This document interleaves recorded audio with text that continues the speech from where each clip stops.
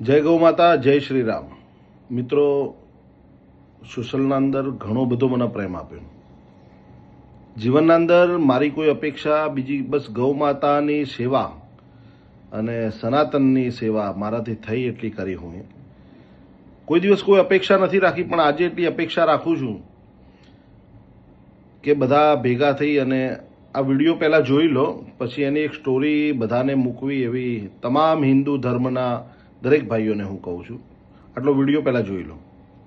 PI 15 PSI અને બાકીના અન્ય પોલીસ કર્મચારીઓ આ ધાડા ઉતર્યા છે સુરતના માંગરોળમાં આવેલા હથોડા ગામમાં, જ્યાં ગૌ હત્યા અટકાવવા માટે પોલીસે કોમ્બિંગ હાથ ધર્યું અને ગામના ખૂણે ખૂણેથી કસાઈઓનો કાઠલો પકડીને ઊંચકી લેવાયા છે. આ બધા શકમંદો છે કારણ કે અહીં ગૌ હત્યા અટકાવવા માટે ગયેલા ગૌરક્ષક અને પોલીસની ટીમ પર હુમલો કરવામાં આવ્યો હતો, જેમાં એકનું માથું ફાટી ગયું હતું. ત્યારબાદ પોલીસના ધાડે ધાડા અહીં ઉતાર્યા છે. આ કોમ્બિંગમાં ડીવાયએસપી પણ સાથે રહ્યા હતા અને જેટલા શંકાસ્પદ કસાઈઓ હાથમાં આવ્યા એ બધાની અટકાયત કરવામાં આવી છે. સાથે જ બધાને પૂછતાછ માટે કોસંબા પોલીસ મથકે લઈ જવામાં આવ્યા હતા.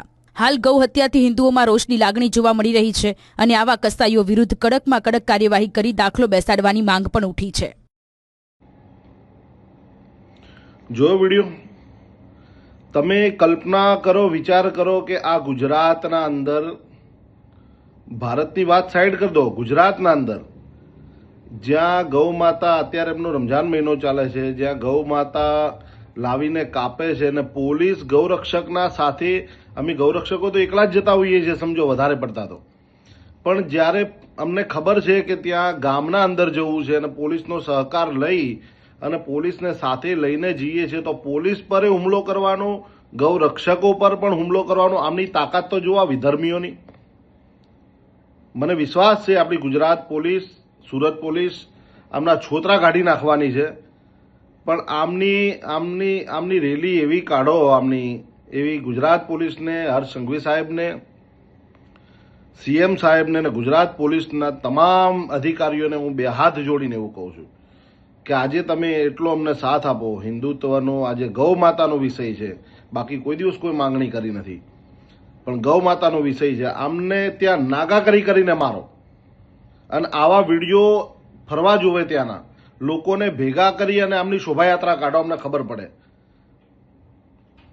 અને એમને હું એવું કહેવા માંગુ છું કે કોઈ એવી વેમમાં રહેતા હો કે આ ગૌરક્ષક એકલો હતો, જો કે પોલીસ સાથે હતી અને અમે આમ કર્યું.